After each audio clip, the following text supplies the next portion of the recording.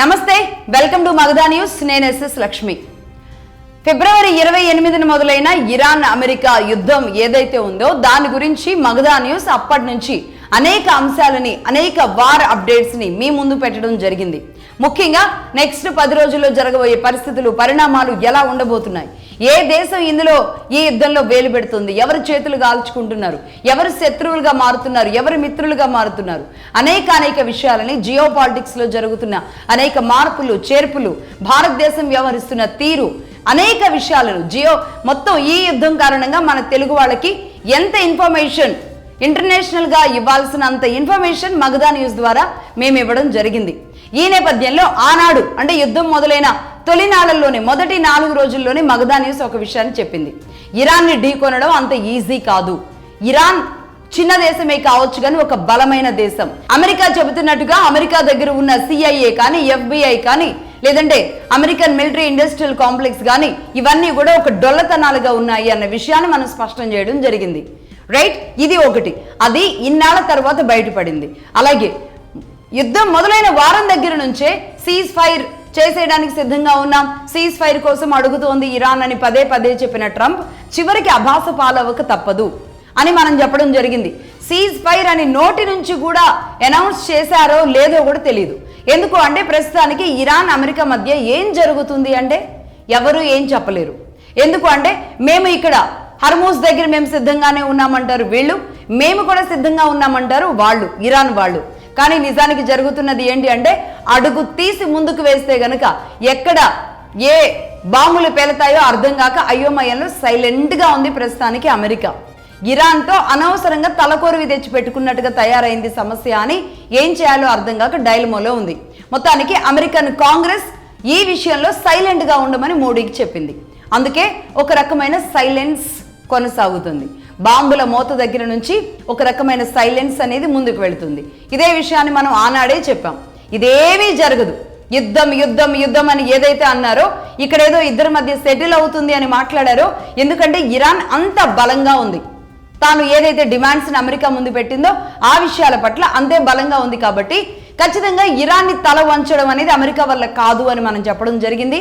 అది అలాగే 2 దేశాల మధ్య సైలెన్స్తో స్లోగా అలా కనుమరుగైపోయేలాగా ఉందే తప్ప ఇందులో ఎవరు గెలిచారు, ఎవరు ఓడారు, ఎవరు సీజ్ ఫైర్ అన్నారు, ఎవరు కంటిన్యూ అన్నారు, ఏమీ అర్థం కాని ఒక సందిగ్ధ పరిస్థితిలో అలా స్తబ్దుగా ఉందన్నమాట పరిస్థితి. ఎస్, యుద్ధం జరిగిన దానికంటే కూడా ఇలా స్తబ్దుగా ఉన్నా సరే బెటర్ అనిపిస్తుంది. ఇక ఇప్పుడు ఏం సాధించారు వీళ్ళిద్దరూ అని మనం మాట్లాడుకుంటే అమెరికా ఏం సాధించింది? ఇరాన్లో అయతుల్లా ఖమైనీని మొట్టమొదటి రోజే చంపేసి వాళ్ళ కుటుంబాన్ని ఛిద్రం చేసేసి ఆ తరువాత ముస్తఫా ఖమైనీ ఆయన కుమారుణ్ణి తీసుకువెళ్ళి సుప్రీంగా పెట్టడానికి ఇంత యుద్ధం చేసిందా? ఎంతమంది బాలికలని పొట్టన పెట్టుకుంది?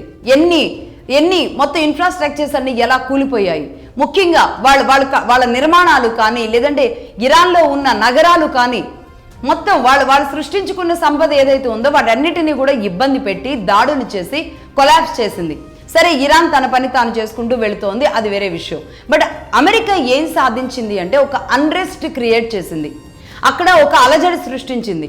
ఆ యుద్ధం రూపంలో అక్కడున్న ప్రజల మీద ఒక భీకరమైన దాడులు చేసి అక్కడున్న ప్రజలందరినీ భయాందోళనలకు గురి చేసింది తప్ప ఇక్కడ అమెరికా సాధించింది ఏమీ లేదు ఇరాన్ విషయంలో. అలాగే సుప్రీం లీడర్ని మట్టుబెట్టి సుప్రీం లీడర్గా మళ్ళీ ఆయన కుమారుని తీసుకువెళ్ళి పెట్టింది, జరిగింది అదే. అలా కాకుండా అసలు ఏం ప్లాన్ వేసింది? తను అనుకున్న పెప్పెట్టిని అక్కడ పెట్టాలి అనుకున్నది అంతా కూడా అమెరికా కన్నా కలలు, ట్రంప్ కన్నా ఊహలు అన్నీ కూడా కొలాప్స్ అయిపోయాయి. అలాగే ఇంకేం సాధించిందయ్యా అంటే ప్రతి దేశంతో గొడవలు తెచ్చిపెట్టుకుంది అమెరికా. ఏ దేశాలతో? గల్ఫ్ దేశాలతో గొడవలు, నాటో దేశాలతో గొడవలు, ఫ్రాన్స్తో గొడవలు, బ్రిటన్తో గొడవలు, భారత్తో గొడవలు, ఇలా ప్రతి దేశంతో గొడవలు తెచ్చుకొని పెట్టుకుంది. అలాగే బ్రిక్స్ కరెన్సీ బలం పెంచుకునేలాంటి పరిస్థితులకి కారణమైంది. అలాగే మన దగ్గర ఉన్న రిలయన్స్ కంపెనీని తీసుకువెళ్ళి నేను ఇప్పుడు అక్కడ రిఫైనరీస్ కట్టుకుంటాను అని చెప్పి ఏదో ఆలోచనలు అయితే చేస్తోంది. ఇలా అంటే ఇప్పుడు ఈ యుద్ధం తర్వాత ఒక రకంగా అమెరికా కళ్ళు తెరుచుకోవాలి, అమెరికాకి అర్థం అవ్వాలి. మనం బలవంతుడు అని చెప్పుకుంటున్నాం, నిజమైన బలాన్ని అనేక దేశాలు అన్ని రకాలుగా కూడా పరిపుష్టం చేసుకుని ఉన్నాయి అనే విషయాన్ని ఇప్పటి వరకు కూడా అర్థం చేసుకోలేకపోయింది అమెరికా. ట్రంప్ ఏ అధ్యక్షుడున్నా సరే ఇదే తంతు. సో అమెరికా సాధించింది ఏంటి అంటే అన్ని దేశాలతో గొడవలు పెట్టుకోవడం, అలాగే అమెరికా డొల్లతనం బయట పెట్టుకోవడం. అమెరికా రక్షణ రంగంలో కాదు, డిఫెన్స్లో కాదు, తన దగ్గర ఉన్న యుద్ధ వాహక నౌకలు కానీ లేదంటే యుద్ధ విమానాలు కానీ ఇవన్నీ ఒక రకమైన డొల్లే. చిన్న చిన్న ఖర్చుతోనే రష్యా తయారు చేసిన లేదంటే ఇరాన్ తయారు చేసుకున్న చిన్న చిన్న మిసైల్ డ్రోన్స్ ఏవైతే ఉన్నాయో అవే అత్యంత బలంగా మారిన పరిస్థితుల్ని ఈ రోజు ఇరాన్ చూపించింది. సో ఇది యుద్ధం కారణంగా అమెరికా చూపించింది ఏంటి, అమెరికా తేల్చుకుంది ఏంటి, ప్రపంచ దేశాల ముందు ఈరోజు అమెరికా పరిస్థితి ఏంటి అంటే కనుక అమెరికాది ఇది. ఇక ఇరాన్ విషయానికి వస్తే కనుక ఇరాన్ సరే దెబ్బ తగిలింది, అక్కడ కొలాప్స్ జరిగింది, దీని పునర్నిర్మాణం జరుపుకుంటుంది. అలాగే ముస్తఫా ఖమేనీ కూడా గాయాల పాలయ్యారు, ఆయన కూడా ఒక కాలు సర్జరీ చేసి అలాగే ఆయన ముఖానికి జరిగిన ఈ దాడిలో జరిగిన నష్టం ఏదైతే ఉందో దాని నుంచి ఆయన కోలుకుంటున్నారు. సుప్రీంగా ముస్తఫా ఖమేనీ అమేతుల్లా ఖమేనీ కుమారుడుగా మళ్ళీ ఆయనే సుప్రీంగా కొనసాగేలాంటి పరిస్థితులు ఉన్నాయి. ఆయన పూర్తిగా కోలుకున్నట్టుగా తెలుస్తుంది. అలాగే అమెరికన్ మిలిటరీ ఇండస్ట్రియల్ కాంప్లెక్స్ డొల్లతనం మొత్తాన్ని కూడా చూపించగలిగింది ఒక చిన్న దేశం ఇరాన్. అలాగే యుద్ధంలో జాగ్రఫీ, టెర్రైన్ ఈ రెండు కూడా ఎంత అవసరం అని చెప్పడానికి ఎగ్జాంపుల్గా ఈరోజు ఇరాన్ ఉంది. అంటే ఏ దేశానికైనా సరే దాని భౌగోళిక పరిస్థితులు ఎంత బలాన్ని ఇస్తాయి అని చెప్పడానికి. ఎందుకంటే అక్కడ కొండ ప్రాంతాలు, తీర ప్రాంతాలు, ఎడారి ప్రాంతాలు, అటవీ ప్రాంతాలు ఇవన్నీ కూడా ఇరాన్కి బలమైన ప్రాంతాలుగా ఉన్నాయి. అంటే అక్కడి టెర్రైన్ కూడా ఒక డిఫరెంట్ జియోగ్రఫీతో ఉంటుంది కాబట్టి దాని మీద ఆ దేశానికి పట్టు ఉంటుంది. ఏ దేశమైనా సరే అలా జియోగ్రఫీ మీద తమ టెర్రైన్ మీద ఒక పట్టు సాధించగలిగినప్పుడు, రక్షణ రంగం కనుక పట్టు సాధించగలిగినప్పుడు ఇలాంటి శత్రువులు ఎంత పెద్ద శత్రువులు వచ్చినా ఎదుర్కోగలుగుతుంది. ముఖ్యంగా గాలి, నీరు, నేల అన్నింటినీ కూడా తమ తమ తమ కనుసన్నల్లో నడుపుకునేలాగా రక్షణ రంగం ఆయా దేశాల్లో పటిష్టంగా ఉండాలి అనేది ఇరాన్ చెప్పింది ఈరోజు. అలాగే ఇరాన్కి సంబంధించిన ప్రాంతం కూడా ఇరాన్కి ఒక బలమైంది. ముఖ్యంగా ఇక్కడ హర్మూజ్ క్లోజ్ చేస్తే బాబిల్ మాండబ్, మగధా న్యూస్ మాత్రమే చెప్పింది, మీకు గుర్తుండాలి. బాబిల్ మాండబ్ మీద నెక్స్ట్ టార్గెట్ పెట్టింది. అది క్లోజ్ అయిందంటే కనుక ప్రపంచం మొత్తం ఆయిల్ అందక కటకటలాడిపోతుంది అనే విషయాన్ని కూడా మనం చెప్పాం. సో అన్ని రకాలుగా మిడిల్ ఈస్ట్లో ఉన్న ఒక బలమైన దేశంగా ఇరాన్ ఉంది అనేది ప్రపంచ దేశాలకి చూపించింది ఇరాన్. రైట్, ఇదంతా ఇలా ఉంటే సందర్భం వచ్చినప్పుడు అంటే ఇలాంటి యుద్ధాలు జరిగినప్పుడు, ఇలాంటి సందర్భాలు వచ్చినప్పుడే అర్థమవుతుంది ఏ దేశం మిత్ర దేశం, ఏ దేశం శత్రు దేశం, ఏ దేశం అదును కోసం ఎదురు చూస్తుంది, ఏ దేశం కష్టం వచ్చినప్పుడు నిలబడుతుంది అని. నిజానికి మొదట్లో అనేక దేశాలు అమెరికాని చూసి భయపడి ఇరాన్ విషయంలో సైలెంట్గా ఉన్నాయి, సంశయించాయి ఇరాన్కి సపోర్ట్ చేయడానికి. కానీ అన్ని దేశాలు కూడా ఒక రకంగా ఇరాన్ వైపు, ఇరాన్ వెనక నిలబడ్డాయి. దాంతో ఇరాన్ని టచ్ చేయడం, ఇరాన్లో ఒక అన్రెస్ట్ క్రియేట్ చేస్తూ అక్కడ కూడా ఒక విభజనను తీసుకురావస్తూ అలాగే అక్కడ కొన్ని మహిళా ఉద్యమాలని పెంపొందిస్తూ అమెరికా ఏదైతే చేసిందో దాంతో అక్కడ ఒక రకంగా అక్కడ కొలాప్స్ అయిపోయింది. ముఖ్యంగా అక్కడ మహిళలను అడ్డు పెట్టుకుని కొన్నేళ్లుగా అక్కడ ఒక విభజన తీసుకురావడానికి అమెరికా చేసిన కుట్రలన్నీ కూడా భగ్నం అయిపోయాయి. అంటే సరిగ్గా యుద్ధం జరుగుతున్న తీరు తర్వాత వాళ్ళందరూ ఒకటైపోయారు. ఇరాన్ వెనుక అనేక దేశాలు నిలబడమే కాదు, ఇరాన్లోనే ఉన్న అనేక వర్గాలు కూడా ఏకమయ్యి ఇరాన్ కోసం మాత్రమే పనిచేయడం జరిగింది.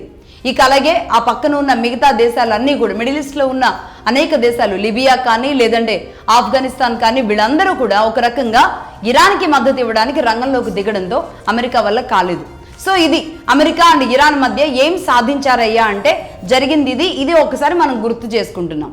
అలాగే ఇరాన్, అమెరికా ఈ యుద్ధం ద్వారా ఆ రెండు దేశాలకి సంబంధించి ఏం జరిగింది అనేది మనం ఒక్కసారి నెమరు వేసుకున్నాం. ఇది కాకుండా అసలు ప్రపంచ దేశాలు తెలుసుకోవాల్సింది ఏంటి ఈ యుద్ధం కారణంగా? ఏ దేశానికి ఆ దేశం మరొక దేశం మీద ఎక్కువగా ఓవర్ డిపెండెన్సీ అనేది ఉంచుకోవడం అంత శ్రేయస్కరం కాదు అనేది అర్థమైంది.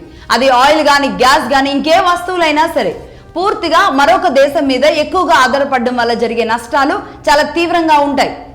కాబట్టి ఇప్పుడు ఏ దేశానికి ఆ దేశం సొంతంగా స్వయంగా ఆయిల్ని వెలికి తీసే కార్యక్రమాలు కానీ లేదంటే న్యాచురల్ రిసోర్సెస్ మీద కానీ వెళ్లేలాంటి ఆల్టర్నేట్ ఆప్షన్స్ని వెతుక్కుంటున్న పరిస్థితి ఉంది. అలాగే భారత్ కూడా నేర్చుకోవాల్సింది చాలా ఉంది. ఎందుకంటే ఇక్కడ మన ఆయిల్ మనం తీస్తున్న ఈ తవ్వకాలు ఏదైతే ఉన్నాయో అవి పూర్తిగా పరిపుష్టంగా లేవు కాబట్టి ఇప్పుడు డిపెండ్ అవుతూ ఉన్నాం. అలాగే గ్రీన్ ఎనర్జీని కూడా ఎన్డీఏ గవర్నమెంట్ వచ్చిన తర్వాత చెప్పడం జరిగింది. సరే, గ్రీన్ ఎనర్జీని పెంచుతున్నారు అనేక చోట్ల, కానీ పెంచుతున్నాం, ముందుకు వెళుతుంది మాత్రమే కాకుండా ఈరోజు ఈ కంపెనీలు ఎవరైతే గ్రీన్ ఎనర్జీ తయారు చేస్తున్నాం అంటున్న కంపెనీలు ఉన్నాయో ఆ కంపెనీలకి ప్రోత్సాహకాలు ఇచ్చి ఇంకా బలంగా ముందుకు తీసుకువెళ్లాల్సిన అవసరం ఉంది. రాష్ట్ర ప్రభుత్వం, కేంద్ర ప్రభుత్వాలు సమన్వయంగా గనక ఈ గ్రీన్ ఎనర్జీని, అలాగే ఇక మిగతా దేశాల మీద ఎక్కువగా ఆధారపడేలాంటి పరిస్థితులను గనక తగ్గించుకోగలిగితే దాదాపుగా కొన్ని లక్షల కోట్ల రూపాయలు భారతదేశానికి మిగిలిపోతాయి. కాబట్టి అటువైపుగా, ఆ దిశగా ఆలోచన చేయాలి. ఆ స్పీడ్ కూడా పెంచాల్సిన అవసరం ఈ యుద్ధం చూపించిన పరిస్థితి ఉంది.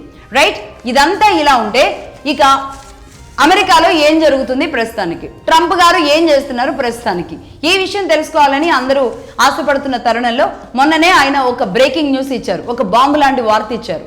అదేంటి అంటే, ఇప్పుడు అంటే ఎప్స్టీన్ ఫైల్స్, ఇక యుద్ధం గురించి సైలెంట్ అయిపోయింది కాబట్టి మళ్ళీ అమెరికాలో సన్నగా అక్కడున్న మీడియా ఎప్స్టీన్ ఫైల్స్ గురించి మాట్లాడుతూ ఉన్నారు. అలాగే ఎప్స్టీన్ ఫైల్స్ ఇంకా ఎందుకంటే కోర్టులో కూడా డిస్కషన్కి రాబోతున్న సమయం కూడా కాబట్టి దీని మీద మరి ముందుకు వెళ్ళడానికి FBI దగ్గర ప్రస్తుతానికి ఎప్స్టీన్ ఫైల్స్ అన్నీ ఉన్నాయి. మరి కోర్టులో సబ్మిట్ చేయాల్సి వచ్చింది అంటే కనుక మరి ఎవరెవరు బండారాలు బయటపడతాయో తెలియదు. బట్ కాబట్టి ఈ ఎప్స్టీన్ ఫైల్స్ ని పక్క ట్రాక్ పట్టించడానికి మొన్ననే ట్రంప్ గారు ఒక కొత్త యుద్ధాన్ని ప్రకటించారు. అదే ఏలియన్స్ తో యుద్ధం. ఎస్, మీరు విన్నది కరెక్టే, నేను ఏలియన్స్ తో యుద్ధం చేస్తున్నాను అంటూ ఆయన ఒక అనౌన్స్మెంట్ ఇచ్చారు. ఏంటి అంటే, అమెరికా అధ్యక్షులు ఎవరున్నా సరే దాదాపుగా ఎప్పటి నుంచి 1963 నుంచి అంటే జాన్ ఎఫ్ కెనడీ టైం నుంచి 1963 నుంచి కూడా అంటే అమెరికా అంతరిక్ష పరిశోధనలో భాగంగా ఏలియన్స్ కనబడ్డాయి అని చెబుతూ ఉంటారు. ఈ ఏలియన్స్ ఏంటి అంటే UFO, అన్ఐడెంటిఫైడ్ ఫ్లయింగ్ ఆబ్జెక్ట్స్. ఇవి అంటే దాని మీద మనకి బాలీవుడ్లో సినిమాలు వచ్చాయి, హాలీవుడ్లో కూడా అనేక సినిమాలు వచ్చాయి. అంటే ఏలియన్ అంటే ఇలా ఉంటుంది, ఒక స్కెలిటన్ లా ఉంటుంది, కళ్ళు ఇలా ఉంటాయి అంటూ ఎవరికి వాళ్ళు ఊహా కల్పితంగా ఇదే ఏలియన్ అని కొన్ని ఊహా చిత్రాలు, కొంతమంది అయితే నిజంగానే మేము చూసాం, మా ఇంటి పక్కనే ఏలియన్ కనబడిందని ఒక సందర్భం అంతా కూడా ఇవి నడిచాయి. నిజానికి ఒక 20 years బ్యాక్ కూడా చాలా బలంగా నడిచింది ఏలియన్. ఎక్కడికైనా రావచ్చు, ఎటైనా రావచ్చు, జంతువులాగా ఉంది, కుక్కలాగా ఉంది, నక్కలాగా ఉంది అని చెప్పి. సో ఇప్పుడు ఇదే ఏలియన్ గురించి మళ్ళీ ఇదే అమెరికా అధ్యక్షుడు ట్రంప్ గారి నోటి వెంట వచ్చిందన్నమాట. అదేంటి అంటే, మాకు ఒక పరాన్న జీవి దొరికింది అంటే మరో గ్రహం మీద ఉన్న ఒక జీవిని మేము కనిపెట్టడం జరిగింది. అయితే ఆ జీవి ఇంతుందా అంతుందా ఏం చెప్పలేదు, కానీ ఆ జీవికి సంబంధించి మేము ఇప్పుడు మొత్తం రీసెర్చ్ చేస్తున్నాం. దీని గురించి మా ల్యాబ్లో టెస్టింగ్లు నడుస్తున్నాయి. కాబట్టి మా దగ్గర మరో గ్రహం మీద ఉన్న ఒక జీవి ఉంది అని ఒక సెన్సేషన్ క్రియేట్ చేశారు అమెరికా అధ్యక్షుడు ట్రంప్ గారు. ఇక ఇక్కడ నుంచి అనేక దేశాలు ఆ జీవి ఎలా ఉంటుంది, ఏం చేస్తుంది, మరి ఆ జీవితో అమెరికా అధ్యక్షుడు ట్రంప్ గారు ఏమైనా యుద్ధం చేస్తున్నారా, అసలు ఆ జీవిని ప్రాణంతో పట్టుకున్నారా, ప్రాణం లేకుండా పట్టుకున్నారా, ఆ జీవి ద్వారా పునరుత్పత్తి ఏమైనా చేస్తున్నారా, అలాంటిది ఏదైనా జరిగితే గనక ఏదో సినిమాల్లో జరిగినట్టుగా దాని ద్వారా ఏదైనా మొత్తం ప్రపంచాన్ని హరించేలాంటి భయంకరమైన ఏదైనా ఉత్పాతం వచ్చేలాంటి పరిస్థితులు ఉంటాయా, ఇలాంటి అనేక భయాలు పెట్టుకొని ఉన్నారు చాలా మంది సైంటిస్టులు మిగతా దేశాల్లో. సో మొత్తంగా అయితే ఇక్కడ ఒక్కసారి అమెరికా అధ్యక్షులు ఇదే చూస్తే గనక ఈ ఏలియన్ థీరీలు మనకి హాలీవుడ్ మూవీస్లో ఎక్కువగా ఉంటూ ఉంటాయి. అమెరికా కూడా దీన్ని బలంగా నమ్ముతున్నట్టుగా జాన్ ఎఫ్ కెనడీ దగ్గర నుంచి ఏ అధ్యక్షుడు వచ్చినా సరే ఈ UFOల గురించి చెప్తూ ఉంటారు. అన్ఐడెంటిఫైడ్ ఫ్లయింగ్ ఆబ్జెక్ట్స్ గురించి ఏదో ఒక సందర్భంలో ఏదో అది డైవర్ట్ చేయడానికి కావచ్చు, లేదంటే సైంటిఫిక్గా వాళ్ళు నమ్ముతున్నారో ఏమో తెలియదు, కానీ మరి ఇప్పుడు ట్రంప్ గారు అయితే అసలు మాకు దొరికేసింది అన్నట్టుగా చెబుతున్న పరిస్థితి ఉంది. అయితే ఇక్కడ ఒక విషయం గురించి మాట్లాడుకోవాలి. అమెరికా నిజంగానే ఇంత సీరియస్గా ఎందుకు చెబుతోంది?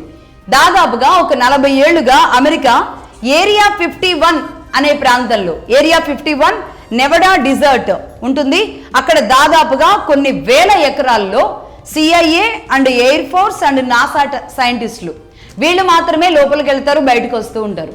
అక్కడ ఒక పెద్ద అద్భుత ప్రపంచం ఏదో అమెరికా నిర్మించింది అని చెబుతూ ఉంటారు.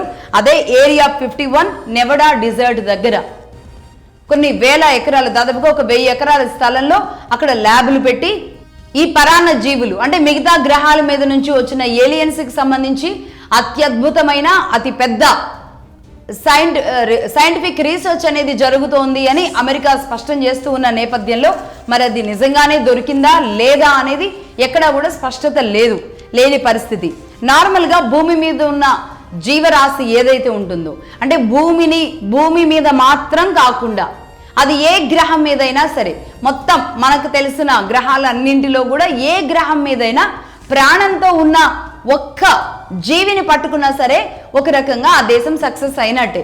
నిజానికి మరి అక్కడి నుంచి తెచ్చిన మట్టి ద్వారా ఏమైనా జీవిని సృష్టిస్తోందా అమెరికా? లేదు అంటే ప్రాణంతో ఉన్న జీవే దొరికిందో తెలియట్లేదు. లైక్ అదేమైనా కావచ్చు, ఒక ఎర్ర కావచ్చు, లేదంటే నిజంగానే ఒక ఆకారం కావచ్చు, మరి ఏం చేస్తుంది అనేది అయితే తెలీదు. ఈ పరిశోధనల్లో మరి కొత్త వాదన ఏంటి అనేది ట్రంప్ గారే చెప్పాలి. సో మొత్తంగా ఇదంతా చూస్తుంటే ఆయన నోటి వెంట మళ్ళీ మొన్న మధ్య ఏలియన్ అని వచ్చే వరకు ట్రంప్ ఇప్పుడు ఏలియన్స్తో యుద్ధం చేస్తున్నట్టు ఉన్నారు అనేది వరల్డ్ ప్రపంచవ్యాప్తంగా అందరూ మాట్లాడుకుంటున్న అంశం. సో మొత్తంగా ట్రంప్ గారి నోటి వెంట వచ్చిన ఇది ఆయన హాలీవుడ్ సినిమా ఏదైతే చూసారో మరి దానికి దగ్గరగా ఉందా? అలాగే 2051 సంవత్సరంలో అమెరికా ఏలియన్స్తో యుద్ధం చేయడానికి నిజంగానే సన్నద్ధమయ్యేలాంటి ఆయుధాలను తయారు చేసుకుంటుందో చూడాలి. అలాగే 2 సినిమాలు హాలీవుడ్ మూవీస్ కూడా, ఒకటి స్టీఫెన్ స్పిల్బర్గ్ డైరెక్ట్ చేసిన వార్ ఆఫ్ ద వరల్డ్స్ అనేది ఒక మూవీ, అలాగే క్రిస్ ప్రాట్ డైరెక్ట్ చేసిన ద టుమారో వార్. ఈ 2 మూవీస్ కూడా ఏలియన్స్తో అమెరికా ఎలా యుద్ధం చేసింది, 2051లో ఎలా యుద్ధం చేయబోతుంది, అంటే శత్రువులను ఇప్పటి వరకు అనేక దేశాలతో డి అంటే డి అని యుద్ధం చేసిన ట్రంప్ గారు ఇప్పుడు శత్రువులుగా ఏలియన్స్తో యుద్ధం చేయడానికి, ఏలియన్స్తో డి అంటే డి అనడానికి సిద్ధమవుతున్నారు అంటూ ఒక రకమైన మీమ్స్ కూడా తెర మీదకి వస్తున్న పరిస్థితి ఉంది. అంటే రష్యాతో ప్రచ్ఛన్న యుద్ధం సమయంలో అమెరికాకి ప్రెసిడెంట్గా ఉన్న రిచర్డ్ నిక్సన్ ఆయన కొన్ని ఫోటోలు విడుదల చేశారు. ఏదైతే ఆ మూన్ మీద మేమే మొట్టమొదటిగా కాలు పెట్టింది అని. నిజానికి ఆ విషయంలో కూడా ఒక గ్రీన్ మ్యాట్ సెట్టింగ్ వేసి, ఒక చంద్రుడి సెట్టింగ్ వేసి, ఆ కాలు ప్రింట్ ఇదంతా కూడా ఒక ఫేక్ అనేది మరి ఈ మధ్య కాలంలో బయటకు వస్తున్న నేపథ్యంలో మరి అమెరికా చేసేవన్నీ కూడా డొల్ల పనులేనా? అమెరికా ఊరికే మాటలతోనే తన బలాన్ని చూపిస్తూ వస్తోందా?